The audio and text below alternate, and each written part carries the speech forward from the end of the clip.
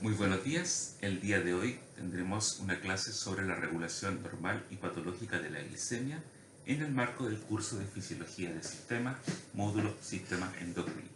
Mi nombre es Ramón Sotomayor y comenzaremos. La regulación de la glicemia está fuertemente manejada por un órgano que se conoce como el páncreas. El páncreas tiene funciones tanto exocrinas como endocrinas. La función exocrina se basa fundamentalmente en regular la secreción de enzimas que controlan el metabolismo de los alimentos, como por ejemplo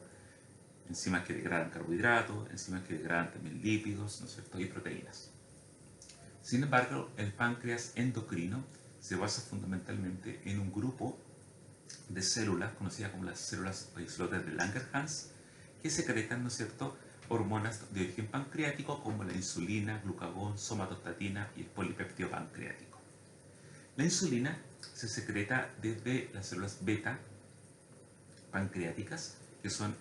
las células más abundantes en los islotes de Langerhans, el glucagón desde las células alfa y la somatostatina de las células delta. Y en menor cuantía se encuentran las células F, que producen la liberación del polipéptido pancreático. En la regulación de la insulina participan activamente varios macronutrientes como la propia glucosa. Y la insulina es esta hormona de origen pancreático secretada por las células beta, la cual controla también los niveles de glicemia o de concentración de glucosa plasmática. La insulina tiene dos cadenas, una cadena A de 21 aminoácidos, una cadena B de 30 aminoácidos. Ambas cadenas están unidas por puentes disulfuro, como ustedes pueden ver en la imagen, desde la cisteína número 7 de la cadena A con la cisteína número 7 de la cadena B, y también desde la cisteína número 20 de la cadena A con la cisteína 19 de la cadena B. Además, tiene un puente disulfuro intracatenario en la cadena A entre la cisteína 6 y la cisteína 11. Como ustedes pueden observar, en el cuadro de abajo, varias especies, entre ellas el ganado, el cerdo, la oveja, el caballo, la ballena, el conejo y el humano, tienen una homología estructural muy parecida en cuanto a la insulina. Inclusive, aminoácidos que están en la posición 8, 9 y 10 de la cadena A son algunos de ellos que marcan diferencias entre el origen de este tipo de hormona. Por ejemplo, en el caso de la insulina porcina, es prácticamente la misma secuencia aminoácidica que la insulina de origen humano. Esto implica, como fue utilizado por mucho tiempo, el reemplazo de la insulina de origen porcino como una insulina útil para tratar a los pacientes diabéticos. Ahora bien, la insulina modificada, o aquellas insulinas que son producidas por biotecnología actualmente, tienen algunos cambios en algunas de las posiciones de estos aminoácidos de la cadena A o de la cadena B, pero fundamentalmente no afectan la potencia biológica de la insulina. Es decir, estas insulinas modificadas se comportan biológicamente como la insulina humana, es decir, se unen al receptor de insulina y producen su efecto fisiológico, que es regular la glicemia. La diferencia fundamental de las modificaciones que tienen este tipo de insulina es que pueden permitir una mejor vida media, un mayor tiempo, ¿no es cierto?, también de duración de efecto. En este caso, por ejemplo, como ustedes ven en pantalla, la insulina de Glutec es una insulina la cual tiene una sustitución en la lisina final de la cadena B, tiene un ácido graso que le proporciona una alta duración de efecto y un tiempo de vida media elevado. En este cuadro ustedes pueden observar diversos tipos de orígenes de insulina, donde está por ejemplo la insulina de origen porcino, bovina, la Lispro, la Spark, Glulicin, Glargine o Tetemir. Cabe señalar que las insulinas Lispro, Aspar y Glulicin, que si ustedes se fijan tienen modificaciones de aminoácidos en la cadena B,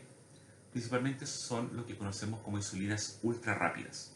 Son para ser utilizadas en pacientes diabéticos, mientras que por ejemplo Glargine y Tetemir, al igual que Degludec que vimos recientemente, son insulinas de acción larga. Estas modificaciones, como les menciono, en otras palabras, tienen un efecto principalmente desde el punto de vista cinético, farmacocinético, y no afecta la dinámica o lo que es la unión del receptor de la insulina a su receptor humano. Como hemos mencionado, entonces las modificaciones estructurales que se hacen a la insulina por procesos biotecnológicos, síntesis, por ejemplo, en bioreactores, en Escherichia coli, lo que hacen principalmente son generar análogos de insulina que pueden ser de una acción ultra rápida, como la insulina Lispro y insulina Aspart, o ultra lentas como Glargine y Detemir. En este recuadro podemos observar en el panel superior los niveles plasmáticos de insulina y en el eje de las X el tiempo en horas. Acá ustedes pueden observar que hay algunos tipos de insulina, como las ultra rápidas, que generan un pic, una concentración máxima, que es lo que vemos acá en la curva negra,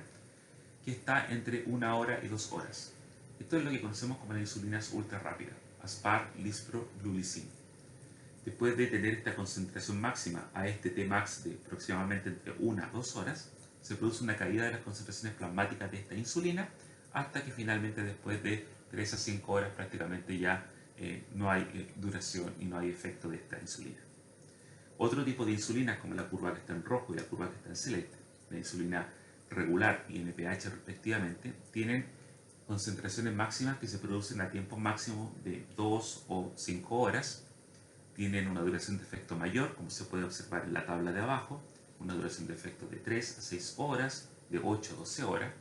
por lo tanto también en este caso sus características cinéticas son distintas. Y en el caso de Glargine, de Gludex o de Temir, ustedes pueden observar que prácticamente esta insulina de acción prolongada no tienen una concentración máxima asociada a un Tmax, sino que tienen una meseta, un nivel constante. Prácticamente la instauración del efecto de estas insulinas es más allá de 5 horas y la duración total bordea prácticamente un día. Entonces, ¿qué podemos observar de manera general? Es que las insulinas modificadas tienen o generan una concentración basal que es similar a la que se obtiene con las insulinas de acción prolongada y valores de insulina estimulados por los alimentos que son de rápida absorción, como por ejemplo lo que observamos con las insulinas de acción ultra corta. Ahora bien, las insulinas son proteínas que se sintetizan después de una transcripción de un mensajero. Como ustedes pueden observar en el recuadro del medio, tenemos, ¿no es cierto?, el RNA mensajero que codifica para la preproproteína de la insulina, que es la preproinsulina. Este RNA mensajero, por supuesto, es traducido a nivel ribosomal en el retículo endoplásmico, generando entonces lo que conocemos como una preproinsulina. Esta preproinsulina, ¿no es cierto?, se almacena en los Golgi, en el trans-Golgi, en vesículas de secreción o gránulos de secreción, como una proinsulina. Y es lo que vemos acá en celeste, en la figura del medio, ¿no es cierto?, mostrando la cadena A en un color más cálido, la cadena B y en este color más rojo un segmento que se conoce como el péptido C. En estos gránulos de secreción, por acción de proteínas proconvertasas, como podemos observar en la parte de abajo, este péptido C es cortado, quedando dentro del gránulo el péptido C y la insulina. Lo que indica, como veremos más adelante, que en el momento de ser secretada, se va a liberar de manera endógena fisiológica la insulina y en una cantidad similar el péptido C. Cabe señalar que el péptido C tiene algunas funciones, como por ejemplo las que se describen acá al lado. Puede incrementar el flujo sanguíneo, puede disminuir la hiperfiltración glomerular, tiene algunos fundamentos también en reducir la secreción de albúmina urinaria y también mejorar la función nerviosa. Pero tiene un rol también muy importante a nivel forense, porque también da cuenta de que si una persona ha tenido algún accidente hipoglicémico por acción de insulina, si se encuentra en sangre niveles similares de insulina y de péptido C, se asocia a una hipersecreción, ¿no es cierto?, de insulina de tipo endógena. Pero si se encuentra en sangre de estos pacientes que han sufrido una hipoglicemia que les puede llevar a la muerte, alta concentración de insulina y baja concentración de péptido C, se puede asociar que se debe a la inyección, ¿no es cierto?, de insulina exógena. Algunas cosas importantes de señalar es que una vez que la insulina se secreta y se libera, pasa el torrente sanguíneo y de aquí va por el flujo sanguíneo directo hacia el hígado. Entonces sufre lo que se conoce como una extracción de primer paso o efecto de primer paso. En este caso entonces la insulina se degrada a nivel hepático por insulinasas, tiene una duración de efecto de 10 a 15 minutos y una vida media de 6 minutos. Esto implica que esta vida media tan corta hace que cada 6 minutos se vaya reduciendo a la mitad la concentración plasmática de insulina.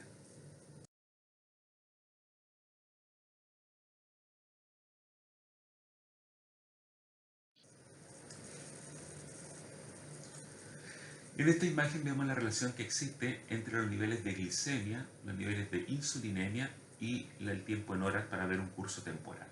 Entonces, en una primera relación podemos observar que cuando nosotros nos alimentamos, que es lo que se representa en el primer recuadro de tipo celeste, hay un incremento de la glicemia, lo que vemos en la línea continua de color azul, que se asocia, por ejemplo, a la alimentación al desayuno. Este aumento de glicemia se va a producir tanto con el desayuno, se va a producir, si ustedes se fijan, y siguen el curso temporal, con el almuerzo y después con otros alimentos que uno sufra durante el día o que realice durante el día. Y en paralelo, después de producirse esta glicemia aumentada por las comidas, se produce entonces una secreción de insulina, que es lo que está en la línea roja, la cual, una vez que ha aumentado la insulina, va a producir el feedback negativo, que va a promover la reducción de los niveles de glicemia a nivel basal, y en la siguiente comida, donde aumenta la glicemia, también se va a estimular la secreción de insulina, que va a promover la reducción de la glicemia. Y así, fisiológicamente se va a ir produciendo una glicemia que estimula la secreción de insulina. Esta imagen nos muestra entonces que existen niveles basales de tanto glicemia como insulinemia y además valores estimulados de glicemia e insulinemia. Y estos valores estimulados comienzan, por supuesto, con la ingesta de alimentos. En este esquema podemos observar cómo en una situación de ayuno los niveles basales de la glicemia no son capaces de estimular al páncreas para que éste secrete insulina. Por lo tanto, las líneas punteadas nos muestran que no hubo una secreción de insulina. Por ende, no hay captación de glucosa ni en tejido muscular ni en tejido adiposo. Entonces, estos niveles de glicemia permiten el funcionamiento de aquellos órganos que consumen glucosa independiente de la acción de insulina. Por ejemplo, el cerebro, los pulmones, los riñones, el corazón. Entonces tenemos transportadores de glucosa en estos órganos que son constitutivos e independientes de la acción de insulina. Y para mantener esta glicemia, es decir, por ejemplo, de un ayuno fisiológico como después de dormir, y para poder suplir los niveles de glucosa que se requieren en estas células para poder funcionar, la principal fuente de producción de glucosa es de tipo hepático. Y esto implica que el hígado va a producir niveles de glucosa basal en sangre a través de procesos como la ruptura del glucógeno, la glucogenólisis, o también la producción de nuevas moléculas de glucosa por la gluconeogénesis. Ambos procesos permiten mantener una concentración de azúcar basal en sangre. En una situación postprandial, lo que implica que la persona ya se ha alimentado, lo que tenemos ahora es que el aumento de la glicemia normal que ocurre en la sangre se debe principalmente a la absorción de los carbohidratos desde los alimentos. Y en esta parte participa activamente el sistema gastrointestinal. La absorción, por ejemplo, a nivel intestinal, por un transportador constitutivo, el transportador GLUT5, de carbohidratos que provienen de la comida. Esto va a producir un aumento de la glicemia desde su valor basal a un valor estimulado, que sí ahora estimula al páncreas para que secrete insulina y esta insulina pueda promover la captación de glucosa a nivel muscular y adiposo. Así, de esta manera, se vuelve a regular la glicemia y esta vuelve a niveles basales. Cabe notar, si ustedes se fijan, que mientras se produce este fenómeno postprandial, donde el aumento de glicemia es dependiente de los carbohidratos, el hígado no produce glucosa a través de glucogenólisis o gluconeogénesis. Ahora bien, a nivel de un paciente diabético, se produce una característica en un paciente diabético no bien controlado, una hiperglicemia. Y esta hiperglicemia está siendo producida por varios fenómenos, entre ellos, algunos de ellos, por ejemplo,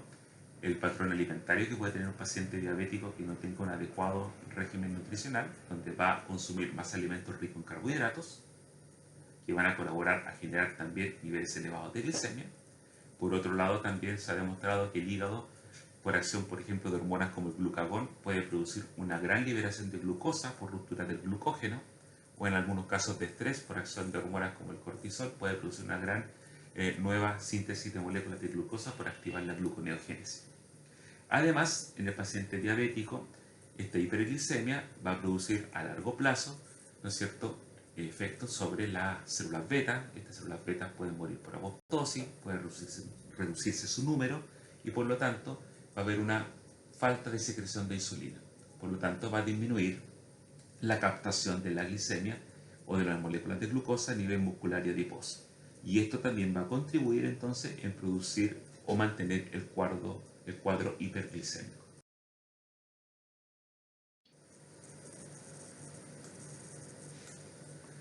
En esta imagen ustedes pueden ver un test muy clásico que es el test de tolerancia a la glucosa. Este test consiste en administrar por vía oral una carga de glucosa en un paciente o en un voluntario,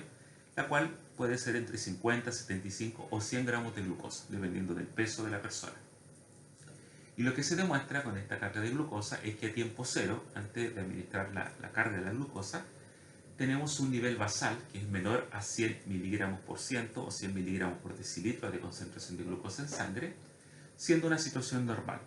Entonces, ¿qué va a ocurrir? Que después de la carga de la tolerancia a la glucosa, se produce entre los primeros 30 a 60 minutos un pic, una concentración máxima de glucosa, que luego se va a comenzar a reducir la glicemia en sangre hasta que después de las 2 horas vuelva a un nivel basal, normal y fisiológico.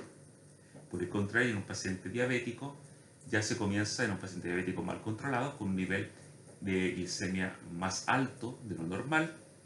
y además después de la carga de tolerancia a la glucosa se produce una gran concentración de glicemia en sangre, la cual va a durar mucho tiempo, más de las 2 horas que se esperaba en la situación normal, y después prácticamente de 3 horas va a volver a un nivel basal, pero un nivel basal que es suprafisiológico, que no es la condición del sujeto normal. Además, si nosotros cuantificamos el área bajo la curva, vamos a encontrar claramente que el paciente diabético tiene un área bajo la curva de glicemia muchísimo mayor que la del paciente normal.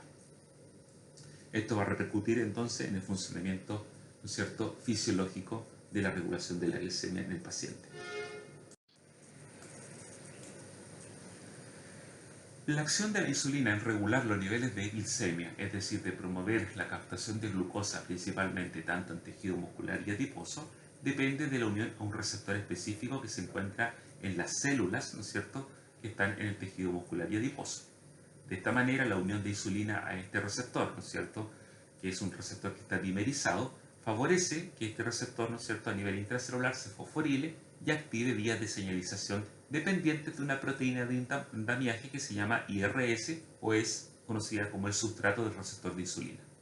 Así, se pueden activar vías de señalización, por ejemplo, dependientes de la MAP quinasa, de PI3 quinasa, que van a favorecer, entre tantas cosas, el tráfico del transportador de glucosa 4 que está en la membrana de la vesícula o gránulo de secreción, para que ésta se fusione con la membrana citoplasmática y se pueda insertar este transportador.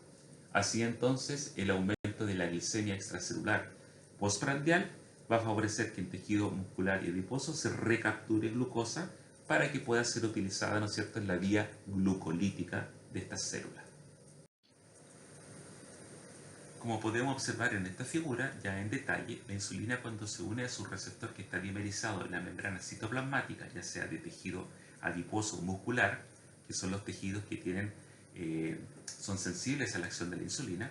se produce la fosforilación intracelular del receptor de insulina. Esta fosforilación intracelular va a activar a esta proteína de andamiaje que es IRS, sustrato del receptor de insulina, que tiene varias isoformas, las cuales también se van a fosforilar y van a permitir, ¿no es cierto?, que una vía de señalización dependiente de varias fosforilaciones puedan finalmente activar, como vemos en la figura, a la proteína quinasa B o AKT. Esta proteína quinasa B o AKT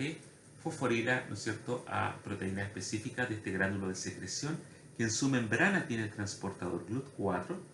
permitiendo que ahora este gránulo trafique por microtúbulos hacia la membrana citoplasmática, se inserte este transportador de glucosa y permita entonces la captación de glucosa desde el extracelular.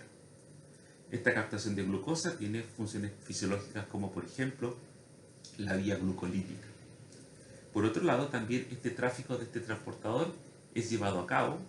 por la acción de AMP quinasa, que no está en esta figura, y AMP quinasa también promueve este tráfico del transportador GLUT4 a la membrana.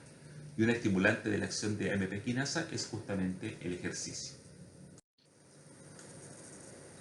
Como acabo de mencionar, parte importante de la captación de glucosa mediada por insulina, ¿no es cierto?, y que ingresa a través del transportador de glucosa, se debe o tiene un rol fundamental para que todas las células que utilizan energía puedan producir ATP a través del ciclo de Krebs. Como ustedes ven en esta célula, por ejemplo, en la parte superior, la glucosa que ha ingresado a través del transportador puede ser fosforilada por una glucoquinasa y de esta manera, a través de una glucógeno sintetasa, formar parte de un polímero que es el glucógeno. Pero por otro lado, también esta glucosa fosforilada puede comenzar la vía, ¿no es cierto?, del ciclo de Krebs, se va a fosforilar, va a entrar entonces, ¿no es cierto?, a la mitocondria y va a producir por la vía aeróbica los 36 ATP del ciclo de Krebs. Entonces, la glucosa es fundamental porque es uno de los combustibles más importantes para las células de nuestro cuerpo. Cabe señalar que el cerebro, por ejemplo, es capaz de consumir casi un cuarto de la concentración de glucosa que hay en sangre. Ahora bien, la glucosa como tal, per se, además, es un poderoso estimulador de la secreción de insulina, como vimos en los gráficos anteriores. Una vez que nosotros consumimos alimentos y estos alimentos favorecen la absorción, ¿no es cierto?, de carbohidratos, ese incremento de la concentración de azúcares en la sangre va a favorecer a nivel de la célula beta pancreática que se produzca la liberación de insulina. Así, de esta manera, se va a producir de manera específica una liberación de insulina dependiente del aumento de la glicemia. Y en este caso cabe señalar que en esta célula beta pancreática, el transportador que promueve el ingreso de la glucosa a la célula beta pancreática es el transportador GLUT2. Y GLUT2 es un transportador constitutivo, el cual está presente en la membrana de esta célula, tiene una alta selectividad por la glucosa y una alta velocidad de transporte, lo que permite que esta glucosa ingrese al intracelular, comience, ¿no es cierto?, la acción de la glucoquinasa para producir la glucosa 6-fosfato, ¿no es cierto?, la vía oxidativa, la formación de ATP. Este aumento de ATP produce el cierre de un canal de potasio sensible a ATP, lo que produce, en otras palabras, es un acúmulo de potasio intracelular y cargas positivas. Esto genera una depolarización que va a llevar a un cambio de voltaje que va a favorecer que canales de calcio y otros canales catiónicos sensibles a voltaje se abran y en este caso en particular permitan la entrada de calcio. Este aumento de calcio intracelular favorezca la fusión y potenciación de los gránulos de secreción que tienen insulina para que se fusionen y produzcan la exocitosis. Exocitosis que va a ofrecer la liberación de insulina y de péptido C. En esta gráfica al lado, donde vemos secreción de insulina versus concentración plasmática, es muy importante recalcar que cuando la concentración de glucosa en sangre es basal, esta glicemia, por debajo de 100 miligramos por decilitro, es incapaz de producir una secreción de insulina exagerada. Entonces tenemos una cantidad de insulina basal. Esto va a gatillar, entonces, que tengamos una regulación muy importante porque a nivel basal, de los niveles de glicemia basal son incapaces de producir exceso de secreción de insulina. Sin embargo, si ustedes se fijan en la línea punteada primera, cuando ya estos niveles basales suben, por ejemplo, a 150 miligramos por decilitro, ya podemos observar que la secreción de insulina está aumentada 5 veces y después de 200 miligramos por decilitro casi 10 veces. Esta condición a largo plazo produce una resistencia insulínica, una condición prediabética que puede gatillar a largo plazo, ¿no es cierto?, la generación de diabetes tipo 2. Ahora bien, en este esquema un poco más complejo, podemos ver que esta misma célula beta pancreática tiene el sistema que acabamos de mencionar, pero además tiene otros sistemas que regulan también o inhiben la secreción de insulina.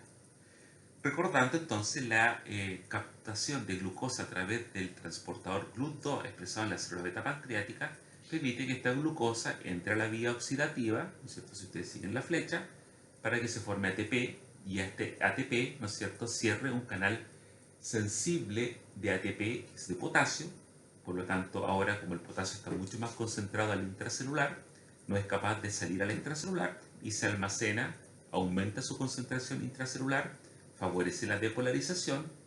Esto favorece entonces la apertura de canales de calcio sensible a voltaje, un aumento de calcio intracelular y una potenciación que va a llevar entonces a la liberación de insulina y péptido C desde los gránulos de secreción.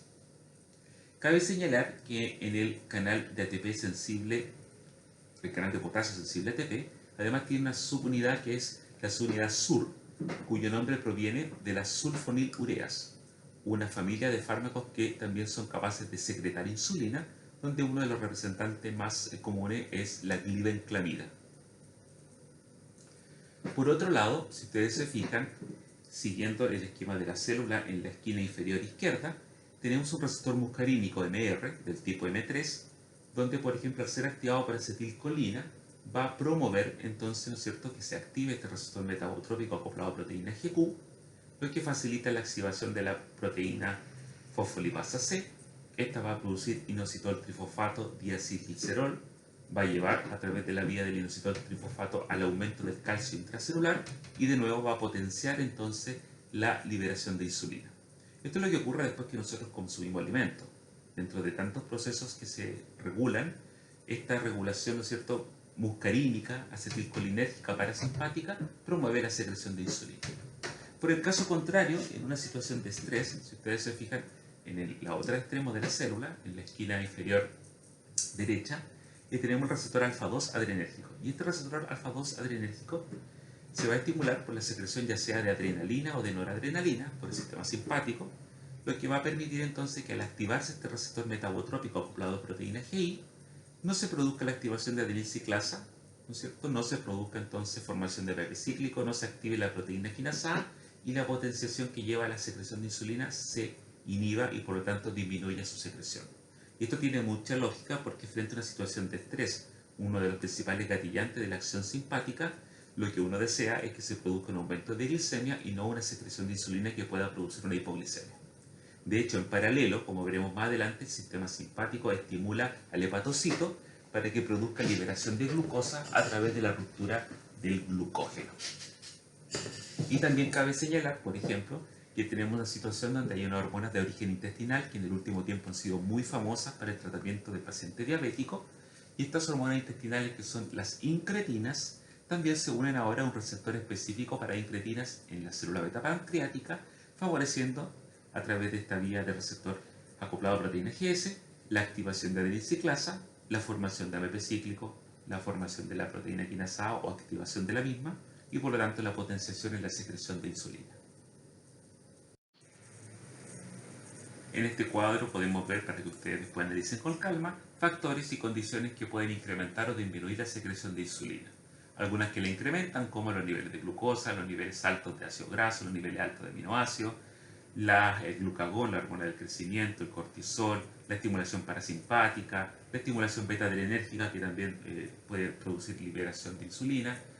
también la resistencia insulínica y obesidad, y también, por ejemplo, el uso de fármacos como las sulfonilureas. Por otro lado, la disminución de la secreción de insulina se va a dar entonces por la activación simpática mediada por el receptor alfa-adrenérgico, alfa-2, la somatostatina, el ayuno y también disminución de los niveles de glucosa sanguíneos. Entonces, en general, nos encontramos que la acción de insulina sobre los principales macronutrientes va a ser disminuir los niveles de glucosa, disminuir los niveles de ácido graso, disminuir los niveles de aminoácidos. Y por ende, al disminuir los niveles de ácidos grasos, hay menos oxidación de ácido graso a nivel hepático, y esto también disminuye los niveles de los cetoácidos o cuerpos cetónicos.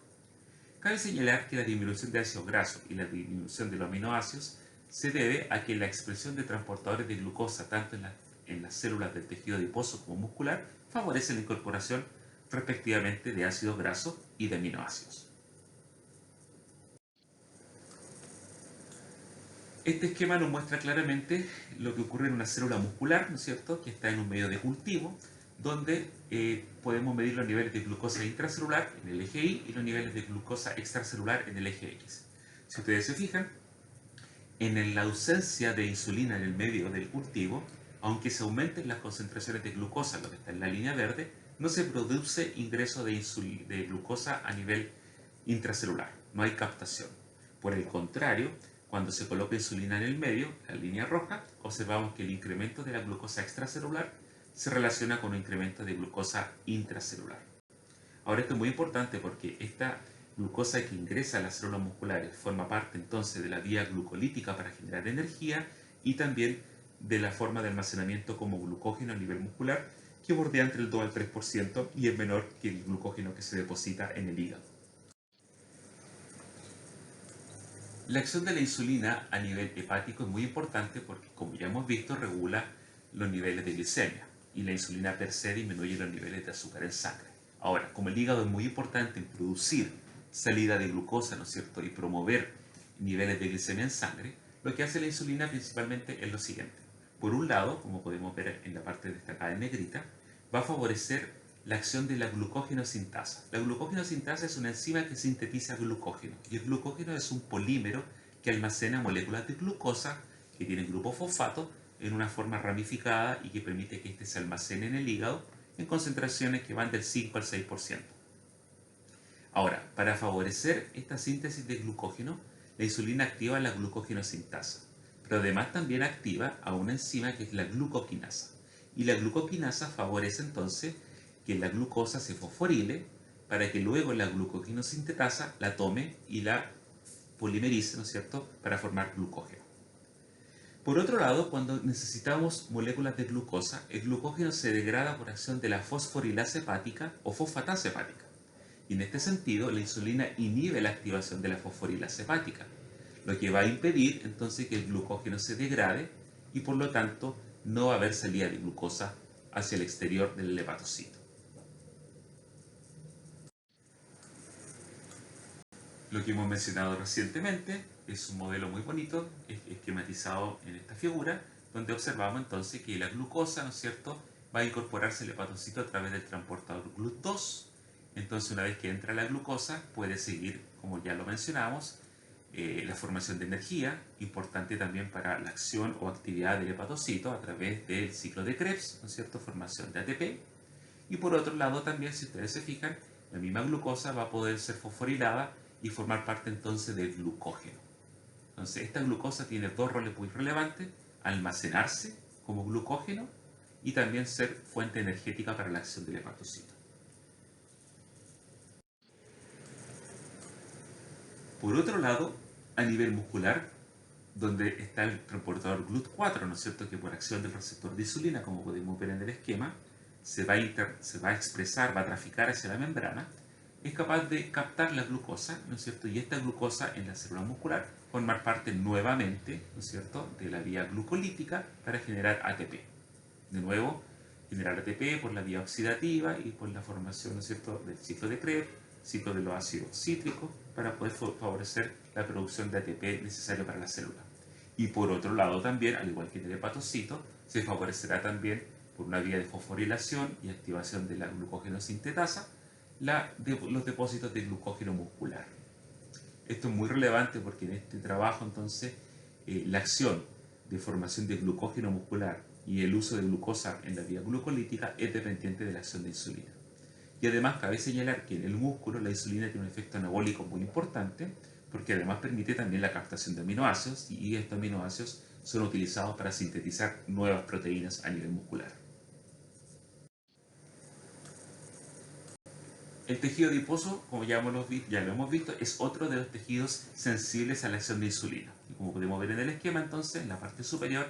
la unión de insulina, ¿no es cierto?, a su receptor favorece entonces el tráfico del transportador GLUT4 desde vesículas a la membrana. Esto favorece que se internalice la glucosa. Y aquí nuevamente hay dos fenómenos que son muy importantes. Por un lado, esta glucosa vuelve a formar parte de la vía glicolítica oxidativa para sintetizar ATP, pero por otro lado, esta glucosa también es utilizada para formar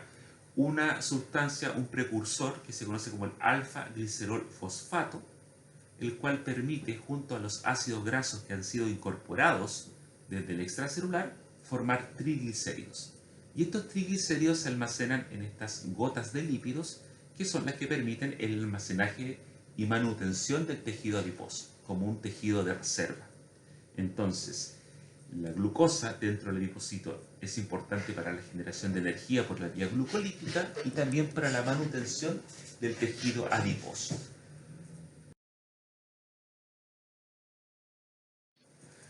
Como hemos visto previamente, los transportadores de glucosa son fundamentales para poder permitir, ¿no es cierto?, la captación de glucosa en las células, siendo, ¿no es cierto?, como una idea fuerza para esta clase, que el único transportador de glucosa que es sensible a la acción de insulina, es decir, es inducible, ¿no es cierto?, en la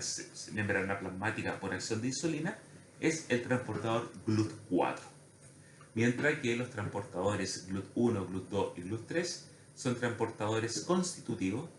que mueven glucosa hacia sus respectivas células y tejidos como una fuente energética, y en este caso GLUT2 abundantemente expresado en los islotes de Langerhans, en el hígado. El GLUT1 también está altamente expresado en barrera hematoencefálica, y el GLUT3, por ejemplo, en células nerviosas. Ahora bien, veremos a continuación más transportadores y el rol que ellos juegan. En este caso particular se pueden observar varios transportadores de glucosa, ¿no es cierto?, el principal monosacárido que mueven o transportan, y además también la localización. Cabe señalar dos cosas que ya hemos revisado. GLUT2, el principal glucorreceptor, es decir, sensa los niveles de glucosa y promueve, ¿no es cierto?, la secreción de insulina. Y GLUT4, ¿no es cierto?, favorece la captación de glucosa, ¿no es cierto?, por acción de insulina en tejido muscular y adiposo. Además también están los transportadores CGLT, CGLT1, CGLT2 y CGL3. CGL3 es muy importante porque también promueve, ¿no es cierto?, absorción y reabsorción de glucosa, y CGLT2 a nivel del túbulo proximal, contorneado proximal, es importante porque es el responsable de la reabsorción de glucosa que ha sido filtrado por la nefrona. Cabe señalar que la glucosa que está en sangre se filtra por completo a través del sistema de filtración glomerular. Sin embargo, también es necesario señalar que es completamente reabsorbida, siempre y cuando los niveles de glicemia estén en niveles fisiológicos. En esta situación, la reabsorción de glucosa desde los túbulos es producida por acción de CGLT2 principalmente, y lo que se ha determinado es que inhibidores del transportador CGLT2 en la que actualmente son importantes fármacos para la terapéutica del paciente diabético. Empagliflozina, dapagliflozina son inhibidores de este transportador que, junto a otros fármacos como metformina, son parte del tratamiento del paciente.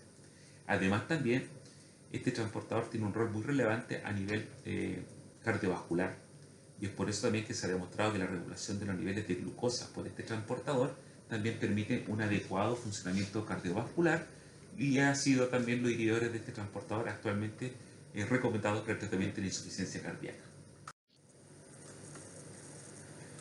Como hemos revisado, el déficit de insulina va a producir cambios que se van a relacionar directamente al efecto contrario fisiológico que hemos visto, que produce una adecuada secreción de insulina.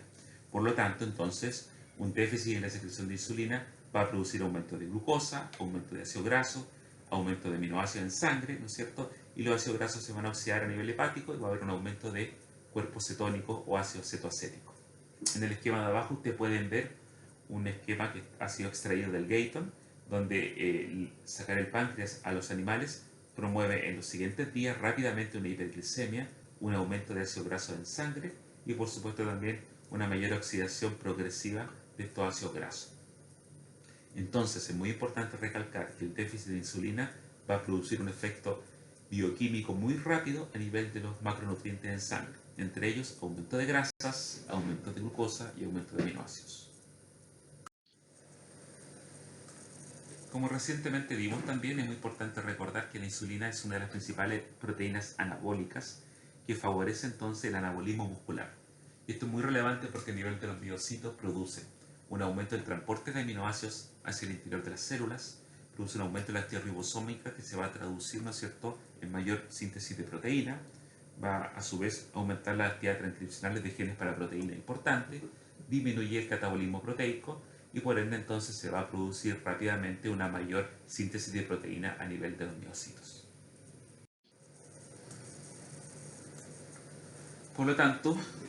según lo anterior, el déficit de insulina se va a relacionar con una pérdida de depósitos de proteína, un aumento del catabolismo proteico, un aumento de aminoácidos plasmáticos, que además se va a traducir en un aumento de la excreción urinaria de urea.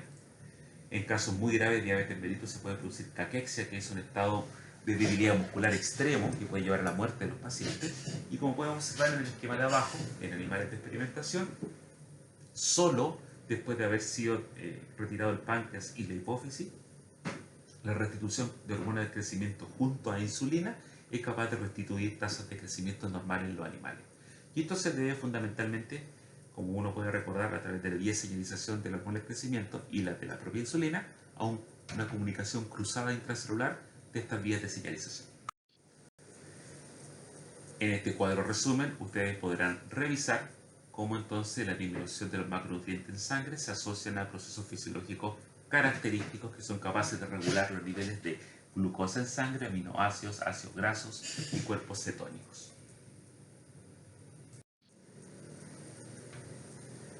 Otra de las hormonas de origen pancreático capaz de regular la glicemia es el glucagón. Y el glucagón tiene un efecto antagónico fisiológico al de la insulina. Es decir, uno podría resumir que la insulina produce una disminución de los niveles de glicemia, mientras que el glucagón la aumenta. El glucagón es secretado por las células alfa del páncreas. También es una hormona que al ser liberada de las células alfa sale por el torrente sanguíneo directamente al sistema portal hepático, por lo tanto hay un efecto de primer paso, y en este efecto de primer paso hay enzimas que degradan el glucagón, dando entonces un tiempo de vida media similar al de insulina de cerca de 6 minutos. Entonces cada 6 minutos, una vez que se ha secretado glucagón, su concentración plasmática se va a reducir a la mitad. El glucagón se produce como proglucagón, y como podemos observar en este esquema, donde tenemos niveles plasmáticos de glucagón respecto a los niveles de glicemia, podemos observar que los niveles más altos de glucagón se van a observar cuanto más baja es la glicemia. Y después que tenemos niveles altos de glicemia, por ejemplo postprandiales, los niveles de glucagón son bajos. En esta imagen podemos ver entonces que la síntesis de glucagón comienza con una proproteína que es proglucagón, ¿no es cierto? Y este proglucagón es almacenado en gránulos de secreción. Y estos gránulos de secreción, dependiendo del órgano que se sintetiza el proglucagón, van a producir, por acción de proconvertasa, ¿no es cierto?, de esterasas, fragmentos distintos que pueden enriquecer, ¿no es cierto?, la secreción de una hormona distinta. En el caso del páncreas en particular, el proglucagón se corta en segmentos que van a liberar de las células alfa el glucagón, va a liberar el GRPP. GRPP es el polipéptido pancreático relacionado con glisantina, y el MGF, que es también el mayor o el fragmento mayor de proglucagón. Por el contrario, a nivel cerebral y a nivel del intestino, este proglucagón, por acción de estas enzimas, es cortado en fragmentos como la glisantina, GRPP, oxitomodulina y también las GLP-1 y GLP-2, que son lo que conocemos como los péptidos tipo glucagón, o también conocidos como las incretinas. La acción del glucagón, cuando se une a su receptor a nivel del hepatocito, que es el principal tejido que tiene receptores para glucagón, va a favorecer entonces que este receptor metabotrópico de glucagón en el hepatocito se active a través de una proteína GS, produzca la activación de la adenilatociclasa, la formación de AMP cíclico y la activación de la proteína quinasa A. Esta proteína quinasa A, como buena quinasa, va a fosforilar a una enzima que es la fosforilasa hepática. Esta fosforilasa hepática, como nosotros conversamos hace un rato, es una enzima que se encarga de degradar el grupo fosfato en las moléculas de glucosa que forman parte del glucógeno. Por lo tanto, la activación de la fosforilasa hepática o fosfatasa hepática va a promover la glucogenólisis, la ruptura del glucógeno. Esta ruptura de glucógeno, como ustedes ven acá abajo, va a producir entonces la salida de moléculas de glucosa hepática, y eso va a producir un aumento de la concentración de azúcar. El glucagón es liberado y estimulado por cuadros hipoglicémicos, por acción entonces, como acabamos de ver, por activación del receptor en el hígado, también por la activación del receptor beta 2 y también por estimulación vagal. Por otro lado, la liberación de glucagón es inhibida desde las células alfa por la hiperglicemia, es decir, hay un feedback negativo, y después también por la somatostatina. En este bonito esquema tomado del libro de Fisiología Humana de Hussein, podemos observar entonces que en el hepatocito, una vez que se activa el receptor de glucagón y se produce la activación de la fosforilasa, ¿cierto?, se va a producir, como ustedes pueden ver por la flecha negra de grosor amplio, se va a producir la activación de esta fosforilasa que va a empezar a retirar los grupos fosfatos de moléculas de glucosa, generando entonces la glucosa 1-fosfato, la cual podría ir a la vía glucolítica, o por la fosfoglucomutasa va a pasar a la glucosa 6-fosfato, por la glucosa 6-fosfatasa a glucosa libre, y esta finalmente a través de un transportador va a salir a través de gradiente de concentración, porque va a aumentar a nivel intracelular, hacia el extracelular y va a producir el aumento de glicemia.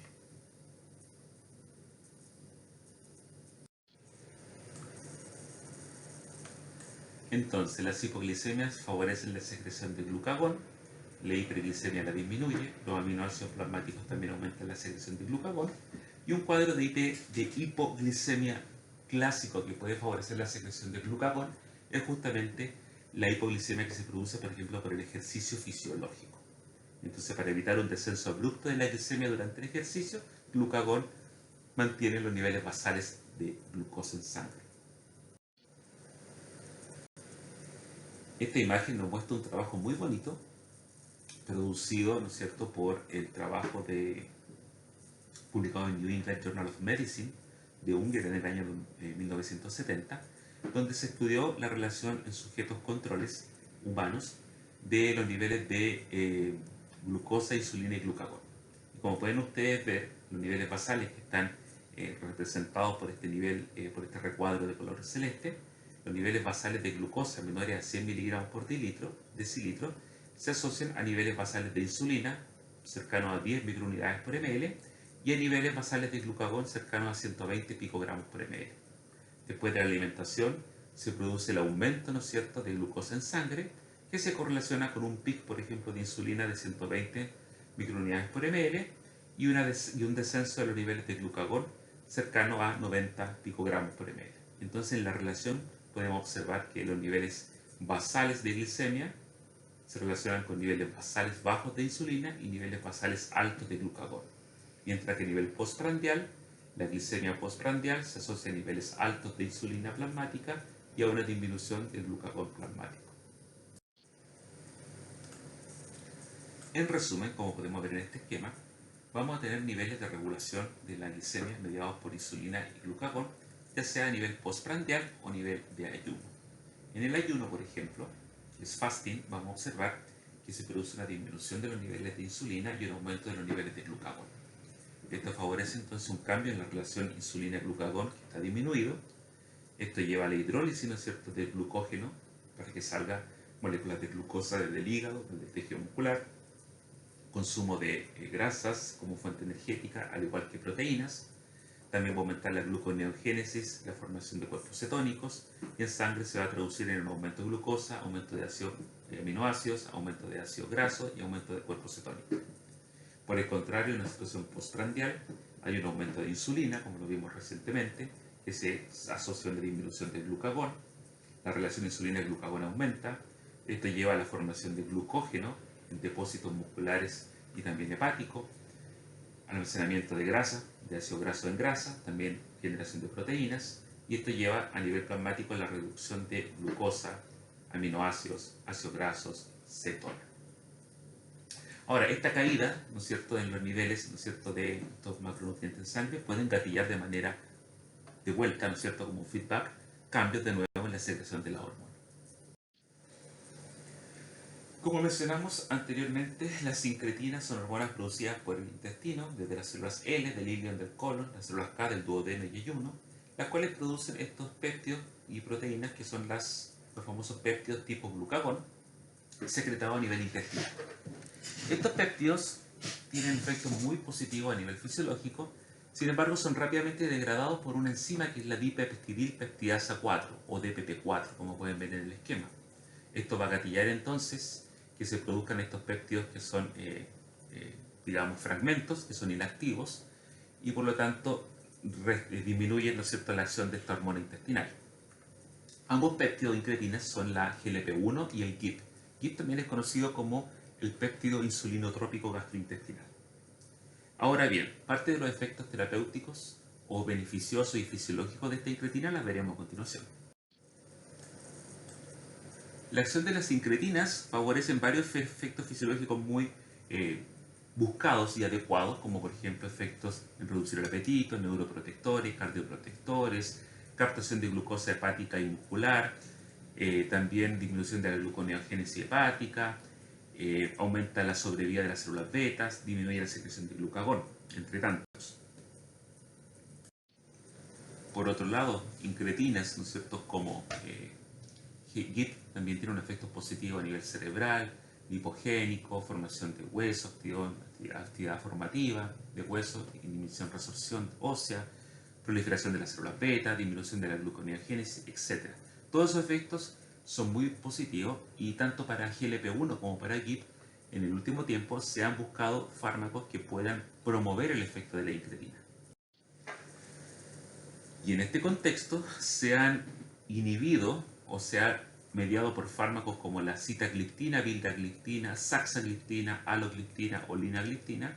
la inhibición de la dipeptidasa 4, que lleva a incrementar los efectos fisiológicos de la incretina. Y así de esta manera, como vimos recientemente, promover, ¿no es cierto?, fenómenos como por ejemplo secreción de insulina. Ahora bien, estos fármacos actualmente se utilizan en los pacientes diabéticos junto a otros fármacos como los que mencionamos anteriormente y la metformina.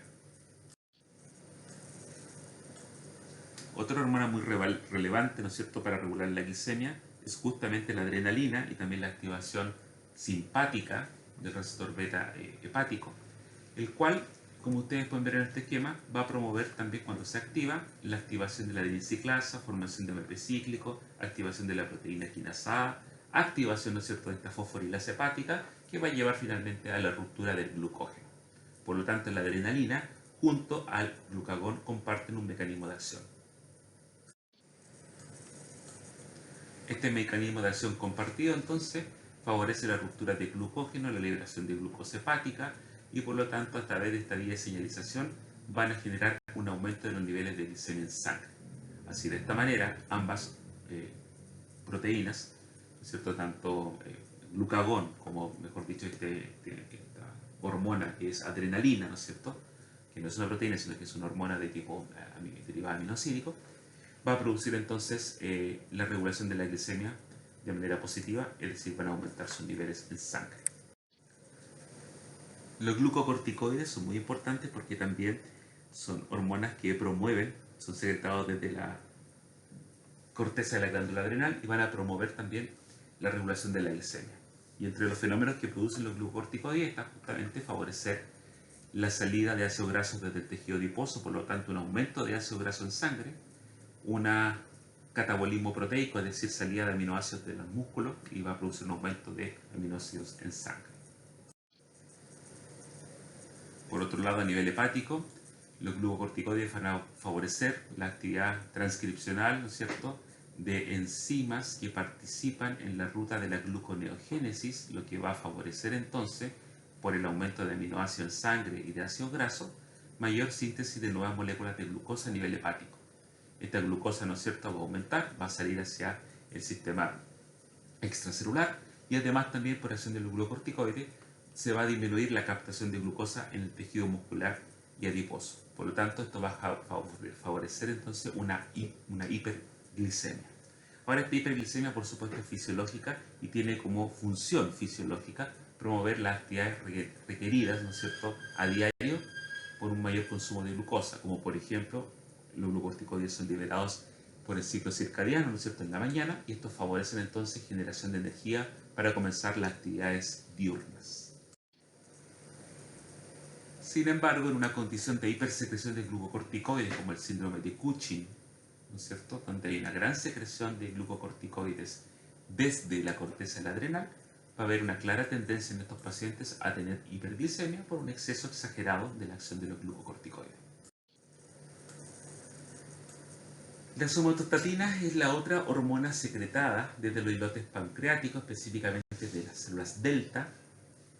Esta somatostatina tiene un rol paracrino muy importante, principalmente en regular de manera inhibitoria tanto la secreción de insulina desde las células beta como la secreción de glucagón de las células alfa. Ahora bien, parte del rol de la somatostatina se debe en cuanto a las condiciones basales de glicemia, es decir, en una situación basal de glicemia va a haber un rol inhibidor de somatostatina sobre la secreción de insulina, es decir, sobre las células beta, y en una situación postprandial va a haber un rol de somatostatina inhibiendo la secreción de glucagón desde las células alfa. Diversos factores favorecen entonces la secreción de somatostatina, como por ejemplo las grasas, las glucosas, los aminoácidos, ¿cierto? El propio glucagón, la acetilcolina, y van a ser inhibidos por la propia insulina. Este esquema final nos muestra entonces los islotes pancreáticos, la relación paracrina que tienen las células de los islotes, como las células alfa, delta, beta, y también las que producen el polipéptido pancreático, y por lo tanto son hormonas claves para la regulación de la glicemia.